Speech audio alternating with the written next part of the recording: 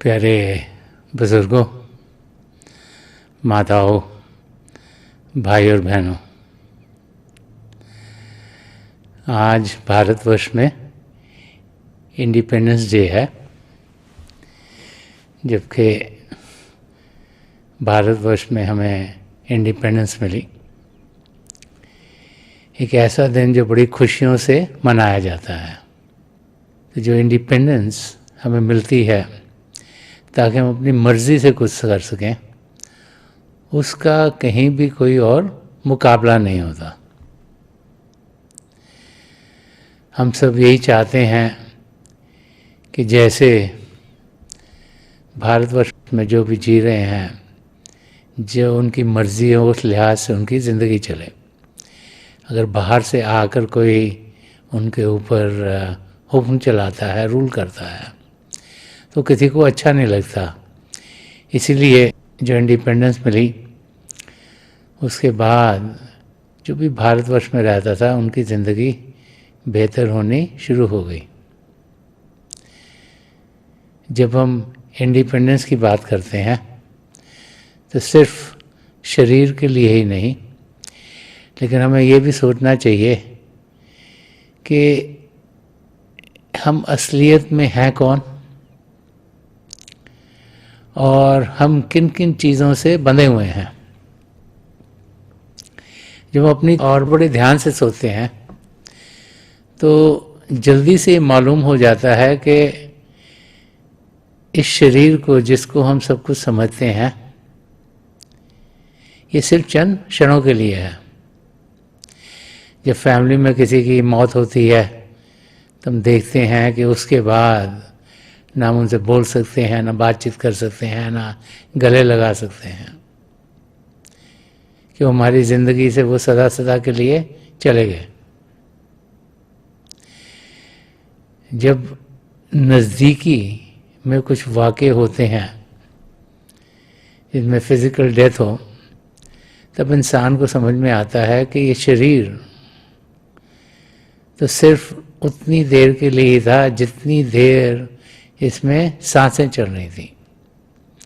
तो सांसों को चलाता कौन है? एक सांस अंदर जाती है, फिर बाहर आती है, फिर अंदर जाती है, फिर बाहर आती है। तो सांसों को कोई ना कोई तो चला रहा है। तो महापुरुष हमें समझाते हैं कि जब तक हमारी आत्मा इस शरीर में रहती है तब तक ये शरीर काम करता है। सांसें भी चलती हैं, खून का दौरा भी चलता है, हम देख भी सकते हैं, सुन भी सकते हैं, कार्य भी कर सकते हैं। लेकिन जब हमारी आत्मा इस शरीर को सदा सदा के लिए छोड़ देती है तो हम देख सकते हैं, ना सुन सकते हैं, ना बोल सकते हैं, ना कुछ कार्य कर सकते हैं। तो जब इंसान को ये समझ में आता है कि मैं शरीर नहीं, मैं आत्मा हूँ, तो फिर उसका नज़रिया ज़िंदगी जीने का बदल जाता है। जब तक हम समझते हैं कि हम शरीर हैं तो हम वो सब चीज़ें करते हैं जो शरीर के लिए बेहतर हों।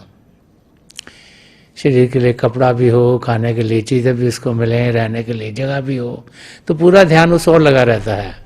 और इंसान ज़िंदगी भर मेहनत करता रहता है, एक घर बनाने की, अच्छा खाना खाने की, कपड़े अच्छे पहनने की, ताकि शरीर को वो आराम दे सके। लेकिन जब हमें समझ में आ जाता है कि हम शरीर नहीं, हम आत्मा है, तो फिर हम वो सोचना शुरू करते हैं जो आत्मा के लिए बेहतर होगा। अब जब आत्मा के बारे में सोचते हैं तो हम अपने धर्म ग्रंथों की ओर जाते हैं।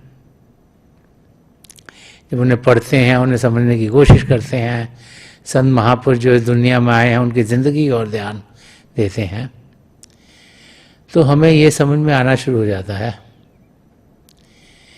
कि आत्मा जिसको कि ज़िंदगी चलानी चाहिए थी वो जकड़ी हुई है। आत्मा को, मन को चलाना था, मन को, इंद्रियों को चलाना था, और उस तरीके से हमारा ध्यान लगा रहना चाहिए था। लेकिन हुआ क्या है कि इंद्रियों के ज़रिए, इंद्रियां जो बाहर की ओर खुलती हैं, जो बाहर की दुनिया के रंगत में मस्त हो गई हैं, उनके जरिए हमारा मन बाहर की ओर जाता है और हमारा मन हमारी आत्मा को उसके ध्यान के जरिए बाहर की दुनिया में लेके जा रहा है। अब बाहर की दुनिया महापुरुषों ने समझाया माया की दुनिया है, और इसमें हम धंसते चले जा रहे हैं, फंसते चले जा रहे हैं। तो हमें इस बाहर की माया की दुनिया से छुटकारा पाना है। हमें अपनी आत्मा को इंडिपेंडेंस देनी है ताकि वो अपनी निरोल अवस्था में पहुंच सके।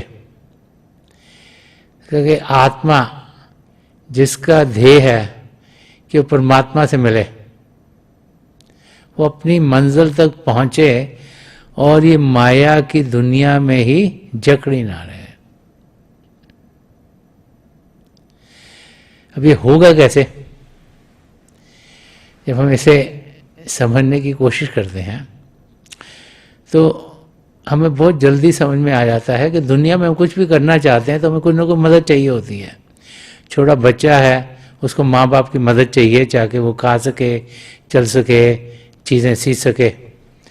स्कूल में जाता है, टीचर्स की मदद चाहिए, और बड़ा होता है तो और ऑफिस में जिनके साथ काम करता है उनकी मदद चाहिए। तो हमें रास्ता दिखाने के लिए कोई ना कोई चाहिए। ऐसे ही अध्यात्म के रास्ते पर भी हमें मदद चाहिए। संत महापुरुष जब भी इस धरती पर आए हैं वो बार बार हमें समझाते चले आए हैं कि हम सब अपनी मंजिल तक पहुंच सकते हैं। वो समझाते चले आए हैं कि ये जो बाहर की दुनिया है जिसकी रंग में हम फंसे हुए हैं उससे हम निकल सकते हैं। वो समझाते चले आए हैं कि जैसे जब बीज डाला जाता है तो उससे पौधा खिलता है, लेकिन पौधा खिलता तब है जब कि जहाँ बीज डाला जाए वहाँ का जो सॉइल है, वो मिट्टी है, वो ताकतवर हो, उसमें न्यूट्रिएंट्स हों। जब उसे पानी दिया जाए, जब सूर्य की रोशनी उसे मिले, जब जो हवा है वो भी उसके लिए सही हो, तभी पौधा खिलता है। और ऐसी ही हालत हमारे आत्मा की भी है। इस आत्मा को खिलने के लिए, इस आत्मा को इंडिपेंडेंट होने के लिए, इस आत्मा को उस अवस्था में पहुंचने के लिए जहां से वो आई है, इस आत्मा में हमें एक बीज डालना है। वो हम खुद डाल नहीं पाते। अगर खुद डाल पाते तो हम 84 लाख जिया जून से कब के निकल गए होते। तो एक संत महापुरुष अपनी तवज्जो देके हमें नाम की देन देते हैं। जब वो नाम की देन देते हैं तो एक बीज हमारी आत्मा में वो डाल देते हैं ताकि हम प्रभु के प्रेम का अनुभव कर पाएं। जो प्रभु के दो जाति रूप हैं, ज्योति और श्रुति, उनका हम अनुभव कर पाएं ताकि उसके साथ जुड़ते हुए हम अपनी मंजिल की ओर बढ़ पाएं। महापुरुष हमें समझाते हैं कि प्रभु को पाने के लिए हमें ध्यान बाहर की दुनिया से हटाकर अंदर की ओर करना है। पिता परमेश्वर हैं, कण कण में समाये हुए हैं, हमारे भीतर हैं। हमें उनकी ओर ध्यान देना है, हमें ध्यान बाहर से हटाना है।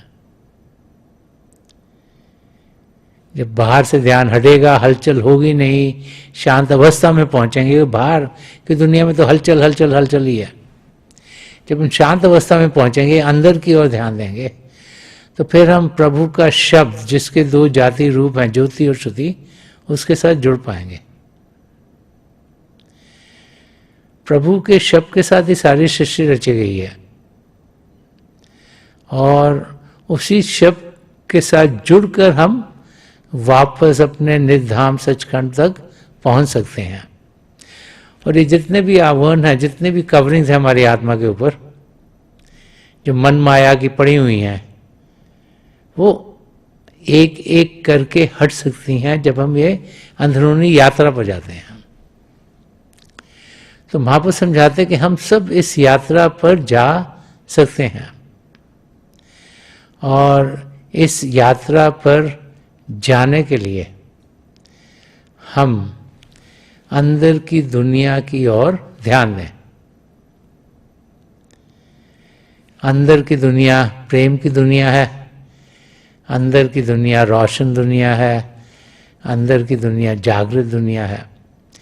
तो ये महापुरुष जब नाम की देन देते हैं, तो ये जो हमारा शिव नेत्र है जो बंद है, ये जो 10वां द्वार है जो बंद है, इसे वो खोल देते हैं, अपनी तवज्जो से खोलते हैं, ताकि हम प्रभु की ज्योति और श्रुति का अनुभव कर पाएं। और फिर वो हमें समझाते हैं कि रोज़ाना बाकायदगी से हम अभ्यास करें। उसे मेडिटेशन कहें, उसे इन्वर्जन कहें, सिटिंग इन साइलेंस कहें, अंदर की ओर ध्यान करने का तरीका कहें, भजन सिमरन कहें, किसी भी नाम से पुकारें, कि हम शरीर को शांत करें और मन को शांत करें। जब शरीर शांत होगा, मन शांत होगा, तभी हम अपने अंदर प्रभु के शब्द के साथ जुड़ पाएंगे। तो हम ऐसी जगह ढूंढते हैं जहाँ शांति हो, जहाँ शोरगुल ना हो, ताकि सुनने की इंद्रिय अंदर को खिंच जाए। जब हम ध्यान टिकाने के लिए बैठते हैं, एक से ज़्यादा लोग इकट्ठे बैठ सकते हैं, लेकिन हम ये देखते हैं कि हमारे शरीर का हिस्सा किसी को ना लगे, ताकि अगर वो हिलें तो हम हिले ना, क्योंकि हम सबका अनुभव प्रभु से अपना अपना है, सीधा सीधा। जहाँ भी हम बैठते हैं उस एटमॉस्फेयर को बदलते नहीं, क्योंकि हम यही सोचते हैं कि प्रभु ने सारी सृष्टि रखी, प्रभु कण कण में समाये हुए, हम उन्हें कहीं भी पा सकते हैं। और ये नहीं कि एटमॉस्फेयर में हमने सौगंध करनी है या उसको स्पिरिचुअली चेंज करना है। तो एटमॉस्फेयर में कुछ करना नहीं, तो अगरबत्ती जलाना है या कुछ और करने की ज़रूरत नहीं है, ताकि सूंघने की इंद्रिय खिंच जाए। जब अभ्यास करने के लिए बैठेंगे तो हम खाएं पिएंगे नहीं, ताकि चखने की इंद्रिय खिंच जाए। और फिर हम आंखें बंद करेंगे तो देखने की इंद्रिय भी अंदर को खिंच जाएगी। तो पांचों इंद्रियों को अंदर की ओर करना कोई मुश्किल काम नहीं है। एक शांत जगह ढूंढें, आराम से बैठ जाएं, आंखें बंद करें, पांचों इंद्रियां अंदर की ओर खिंच जाती हैं। होता क्या है, जैसे हम आंखें बंद करते हैं कोई ना कोई विचार आ जाता है। महापुरुष समझाते हैं विचार मन से आते हैं। मन नहीं चाहता हम प्रभु को जाने, हमें कोई ना कोई विचार भेजता है। महापुरुष समझाते हैं कि हम प्रभु के नाम का जाप करें, मन ही मन करें, ऊंचा ना करें, जबान से ना करें। जबान से करेंगे कानों को सुनाई देगा, ध्यान बाहर की ओर जाएगा। लेकिन मन ही मन करें, ताकि मन की जो शक्ति है वो जाप में जाए और हमें विचार ना भेजे। उस अवस्था में हमारे सामने हमें रोशनी के चिन्ह दिखेंगे। पहले लगे रोशनी आगे जा रही है, रोशनी के चक्र हैं, समय के साथ ऐसे लगे रोशनी टिक गई हैं। वो कह रहा है कि प्रभु की ज्योत हम सबके भीतर है। जब हमारा ध्यान टिकता है हमें रोशनी दिखाई देती है, जब हमारा ध्यान नहीं टिकता हमें अंधेरा अंधेरा दिखता है। तो समय के साथ हमारी एकाग्रता बढ़ती है, कंसंट्रेशन बढ़ती है, तो हमें लगता है रोशनियाँ टिक गई हैं। और फिर हमें बहुत से नज़ारे देखने को मिलते हैं, आसमान, सितारे, चंद्रमा, सूर्य, उसके आगे बहुत से और नज़ारे देखने को मिलते हैं जो हमें शांति देते हैं, सुकून देते हैं, और हमारी को अंदर की दुनिया में क्या क्या अनुभव होते हैं उनका हम अनुभव कर पाते हैं। तो अंदर की दुनिया प्रेम की दुनिया है, अंदर की दुनिया खुशियों से भरपूर दुनिया है। होता क्या है, जब जब किसी इंसान को नाम की देन मिलती है और उसे मेडिटेशन करने का तरीका बताया जाता है, तो उसके साथ 3-4 चीज़ें होती हैं। कई ऐसे लोग होते हैं जो थोड़े दिन भजन अभ्यास करते हैं, फिर लगता है मेरे को तो कुछ हो नहीं रहा, और उसको छोड़ देते हैं। उन लोगों को कोई खास फायदा नहीं होता। कई और लोग होते हैं जो अभ्यास करते हैं उसे सही तरीके से करने की कोशिश करते हैं। लेकिन जब कोई मुश्किल आती है तो वो फिर प्रभु से कोई ना कोई डील बनाने की कोशिश करते हैं। अगर किसी का इम्तिहान आ रहा है तो कहेगा अगर मैं इम्तिहान में पास हो गया, मेरे इतने नंबर आए, तो मैं ज़्यादा अभ्यास करूँगा। अगर किसी की शादी नहीं हो रही, कहेगा मेरी अगर शादी हो जाएगी तो मैं ज़्यादा अभ्यास करूँगा। किसी के घर में बच्चा नहीं हो रहा, वो कहेगा मेरा बच्चा हो जाएगा तो मैं ज़्यादा अभ्यास करूँगा। कोई अगर बहुत बीमार है, अगर ये इंसान ठीक हो जाएगा तो मैं ज़्यादा अभ्यास करूँगा। तो हम प्रभु से बिजनेस करने की कोशिश करते हैं, अगर ये आप हमारी ज़िंदगी में करोगे तब हम अभ्यास ज़्यादा करेंगे। वो भूल जाते हैं कि प्रभु तो हमें वो सब देते हैं जो हमारे लिए बेहतर है।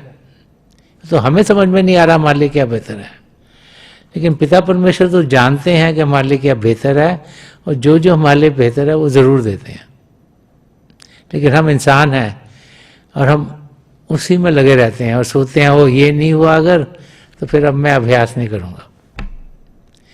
कोई कोई होते हैं जो कि अभ्यास बाकायदगी से करते हैं, रोज़ाना करते हैं, और वो जो रोज़ाना करते हैं, जिसके अंदर पेशेंस होती है, जिनके अंदर सब्र है, वो अपनी मंजिल तक ज़रूर पहुंचते हैं। क्योंकि प्रभु को जो पाने का रास्ता है, प्रभु के प्रेम को अनुभव करने का रास्ता है, और जहाँ पे प्रेम अनुभव करना है वहाँ पे कोई जल्दी नहीं होती। प्रभु का प्रेम हम सबके लिए है और हर समय है, हर पल है। और जो इंसान प्रभु के प्रेम का अनुभव करता है, रोज़ाना करता है, बाकायदगी से करता है, वो अपनी मंजिल तक ज़रूर पहुंचता है। तो जैसे जब बीज पड़ गया, उसको पानी भी देना पड़ता है, उसको रोशनी भी देनी पड़ती है। वही हमें अपने साथ करना पड़ता है। जब हमारे सद्गुरु हमें नाम की देन देते हैं तो हमें वो अभ्यास करने का तरीका बताते हैं, और वो समझाते हैं कि हमें रोज़ाना बाकायदगी से अभ्यास करना चाहिए। अब जो तरीका उन्होंने बताया उस तरीके से हम अगर रोज़ाना अभ्यास करेंगे तो हम देखेंगे कि हमारी तरक्की अध्यात्म के रास्ते पर होती चली जाएगी। और जो जो हमारी जिंदगी में हमें चाहिए वो सब अपने आप पिता परमेश्वर में देते चले जाते हैं। ये हम हैं जो कि ना समझ हैं, जो सोचते हैं कि ये शायद हमारे लिए बेहतर है, लेकिन हम भूल जाते हैं कि हमारी सोच सिर्फ उतनी है जितना हमें इस दुनिया में कुछ अनुभव हुआ है। संत दर्शन सिंह जी महाराज फरमाते हैं कि नहीं जानता कि मैं क्या तुझसे मांगूं, जो मेरे लिए है भला चाहता हूं। वो प्रार्थना पिता परमेश्वर कर रहे हैं कि मुझे मालूम नहीं कि मैं आपसे क्या मांगूं, पर आपको तो मेरा पहले मैं क्या था वो भी मालूम है, आज क्या हूं वो भी मालूम है, कल क्या होऊंगा वो भी मालूम है। तो आप जो चाहें, आपको जो लगे मेरे लिए बेहतर होगा वो आप दीजिएगा। तो जब इस स्टेट तक इंसान पहुंचता है तो उसकी जिंदगी खुद ब खुद हरी भरी होनी शुरू हो जाती है। हम लोग कोशिश करते हैं कि जो हम चाहें वो हो। अगर वो हमारे लिए बेहतर होगा तो ज़रूर होगा, अगर बेहतर नहीं होगा तो हमारी ज़िंदगी में नहीं ढलेगा। अगर नहीं ढलता तो हम घबरा जाते हैं, हम सोचते हैं हो पिता परमेश्वर ने ऐसे कैसे कर दिया। ठीक है, हम भूल जाते हैं जो जो हमारे लिए बेहतर होगा वही हमारी ज़िंदगी में ढलेगा। तो आज शायद हमें समझ में नहीं आ रहा, लेकिन कई सालों के बाद जब उस ओर ध्यान देते हैं तो लगता हो यही ठीक था। तो वो इंसान जो बाकायदगी से अभ्यास करते हैं, वो इंसान जो रोज़ाना प्रभु के प्रेम में अपनी ज़िंदगी गुजारते हैं, वो अपनी मंजिल तक ज़रूर पहुंचते हैं। एक वाक़या है जो समझाता है कि जब हम सब्र करते हैं, जब पेशेंट होते हैं, तो कैसे हम अपनी मंजिल तक पहुंच सकते हैं। तो एक पिताजी थे फैमिली में, वो एक नया घर बना रहे थे। तो उनको लगा कि मेरा बेटा है, जवान हो गया, इसको मैं कुछ काम करने को दूं ताकि ये भी सीखे। तो उन्होंने बेटे को कहा कि मकान बन रहा है तो इसके आसपास ना घास लगानी है, तो इसकी मैं रिस्पॉन्सिबिलिटी तुमको देता हूँ कि तू घार लगवा यहाँ पर।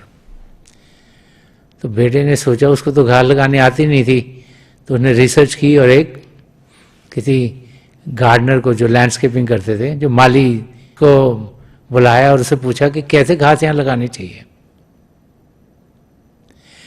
तो माली ने समझाया कि इसमें हम बीज बोएंगे और जब बीज बोएंगे तो इनको रोज़ाना पानी देना है। तो मैं तुम्हें बता दूंगा कि कैसे पानी देना है, तुम इसको रोज़ाना पानी देना और चंद हफ्तों में ये घास उग जाएगी। तो लड़का बड़ा खुश, उसने मालिक से जो भी डील बनाई कि भी इतने पैसे वो लेगा और वो सारे जो भी उनकी जगह थी उसमें बीज बो देगा ताकि घास उग जाएगी। तो माली ने आके बीज बो दिए, उसने जो भी फर्टिलाइज करना था ग्राउंड को करके बीज बो दिए और लड़के को बोला कि रोज़ाना तुम इतना पानी ये सारे जितना वहाँ भी बीज बोए इनको देना। तो रोज़ाना लड़का उठ के जैसे माली ने बोला था उसको पानी दिया करते, चाहे धूप हो चाहे कुछ भी हो, वो ज़रूर पानी देता था। अब हफ्ता गुजर गया, 2 हफ्ते गुजर गए, तो पिताजी ने बेटे से पूछा, यार घास नहीं उगी अभी तक, तेरे को बोला था घास उगानी है यहाँ पर। तो उसने कहा हाँ हमने बीज बो दिए हैं, माली ने बीज बो दिया और मैं रोज पानी दे रहा हूँ, घास आ जाएंगे। तो उतनी देर में क्या होगा, माली का बिल आ गया घर में कि भाई इतने पैसे हैं। जब पिताजी के पास बिल आया, देखा घास उगी नहीं, उनको और गुस्सा आया। उनका कौन सा माली तू ढूंढ के ले आया जो अभी तक घास ही नहीं उगी। और लड़के ने फिर माली से बातचीत की कि अभी घास नहीं उगी, क्या बात है। तो उन्होंने कहा ये आप पानी दो और 2-4 हफ्ते और लगेंगे, घास जरूर उगेगी। लड़का फिर पानी देता रहा, 1-2 हफ्ते और निकल गए, अभी घास निकली नहीं। पिताजी और गुस्से में थे, उन्होंने फिर लड़के को डांटा कि तू कहाँ पर कॉन्ट्रैक्ट दे आया और इतने पैसे भी हमारे खर्च हो रहे हैं और घास भी नहीं होगी। तो लड़के ने सोचा कि माली से तो मैंने बात करी, वो कह रहे पानी दिए जाओ। तो उसको लगा ठीक है, इसके साथ साथ मैं प्रभु से भी प्रार्थना करता हूँ कि प्रभु ये घास जल्दी उगे। उन्हें रोज़ाना प्रार्थना भी करनी शुरू कर दी, पानी भी देता रहा। 2-3 हफ्ते और निकले। एक दिन जब सुबह उठा तो देखा कि बाहर छोटे छोटे छोटे जो ग्रास थी वो उगनी शुरू हो गई। भागा भागा पिताजी के पास गया कि देखो घास उगनी शुरू हो गई है। तब पिताजी ने भी रियलाइज करा कि थोड़ी देर सब्र किया तो घास उग गई। यही हालत होती है जब हम अभ्यास करते हैं। जब नाम की देन मिलती है तो बीज, नाम का बीज हमारे अंदर पड़ जाता है, हमारी आत्मा में पड़ जाता है। अब उसको पानी देना है, पानी देना है कि रोज अभ्यास करना है। तभी जो रोशनी है जो अंदर में प्रभु की ज्योति और श्रुति है उसके साथ वो जुड़ेगी और जब वो जुड़ेगी तो और फलेगी। तो जो बीज हमें पड़ा है वो और दिन ब दिन बढ़ता चला जाएगा और बढ़ता चला जाएगा और बढ़ता चला जाएगा। उसके लिए हमें सब्र रखना है, क्योंकि एक बार जब नाम की देन हमारे अंदर पड़ गई तो फिर हम अपनी मंजिल तक जरूर पहुंचेंगे। और उसके लिए हमें मेहनत करनी है, रोजाना बाकायदगी से अभ्यास करना है। और वो भाई बहन जो रोजाना अभ्यास करते हैं वो अपनी मंजिल तक जरूर पहुंचते हैं। हम सब पिता परमेश्वर को जान सकते हैं, हम सब प्रभु को पा सकते हैं। हमें बाकायदगी से अभ्यास करना है, अपने अंदर सद्गुणों को ढालना है ताकि हम शांत रहें। जितनी हलचल हमारी जिंदगी में होगी उतनी ज्यादा तकलीफ होगी हमें अभ्यास में। तो ये जरूरी है कि हम अपने आप को शांत अवस्था में पाएं। ये जरूरी है कि हम हलचल से दूर हों। ये जरूरी है कि अगर कोई तकलीफ आती है उससे हम घबराएं नहीं, हम जाने कि प्रभु का हाथ हमें हर समय सहारा दे रहा है। और जब इस किस्म की जिंदगी हम जिएंगे तो हम देखेंगे कि हम अपनी मंजिल की ओर बड़ी तेजी से बढ़ते चल जाएंगे। प्रभु हैं, हम सबके मददगार हैं और उनकी दया मेहर से हम उन्हें जान सकते हैं, पहचान सकते हैं। 84 लाख जिया जो उनसे छुटकारा पा सकते हैं। थोड़ी देर के लिए हम सब अभ्यास के लिए बैठ जाए। आप जहाँ भी बैठे हैं आराम से बैठिएगा। जो आपकी आंखें हैं सीधी सामने होनी चाहिए, जैसे 8-10 दिन सामने आप फोकस कर रहे हो। आंखें बंद करते ही वो भाई बहन जिन्हें नाम की देन मिली है आप सिमरन कीजिएगा। और जो भाई बहन यहाँ नए हैं, अब पिता परमेश्वर के किसी भी जाति नाम का जाप कीजिएगा। जाप मन ही मन करना, ऊंचा नहीं दोहराना। मेरी प्रभु के चरण कमलों में जो पिछली सेंचुरी के महापुरुष हुए हैं, हजूर बाबा सावन सिंह जी महाराज, परम संत कृपाल सिंह जी महाराज, दयाल प्रसन्न दर्शन सिंह जी महाराज की चरण कमलों में यही प्रार्थना है कि जो जो हम सबके लिए बेहतर है महापुरुष हमें दें, हमें सबके साथ जोड़ें और हमारे भीतर प्रभु की ज्योत के हमें दर्शन करवाएं। थोड़ी देर में आकर मैं आपको इस बैठक से उठाऊंगा और मेरी शुभकामनाएं आप सबके साथ हैं।